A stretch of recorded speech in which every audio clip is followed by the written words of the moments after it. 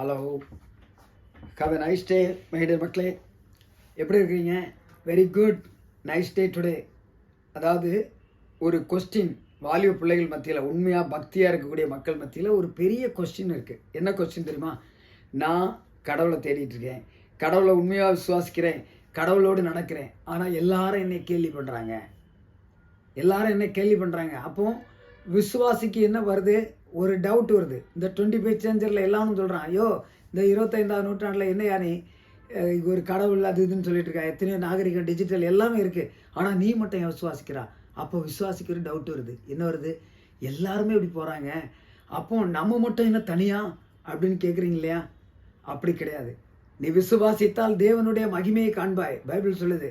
நீ விசுவாசிக்கணும். அவன் அவிசுவாசியாக இருக்கான், அவன் கடவுளுடைய மகிமையை காணவே மாட்டான். நீ கடவுளுடைய மகிமையை பார்ப்பா, கடவுளுடைய வழிகளை தெரிந்து கொள்வா, கடவுள் உன்னை கரெக்டான வழியில் நடத்துவார். ஒருபோதும் கடவுளை விட்டுறாத.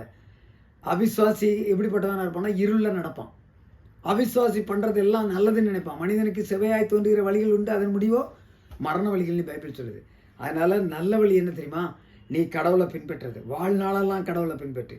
நீ ஒவ்வொரு நாளும் ஆண்டுடைய மகிமையை பார்த்து, அவருடைய ஆசீர்வாதத்தை பார்த்து, அவர் தரக்கூடிய நன்மைகளை பார்த்து துதிப்பா. சந்தேகப்படாத, டவுட்டுக்குள்ளே போகாத. கடவுள் உன்னை ஆசீர்வதிப்பார். May God bless you. Bye.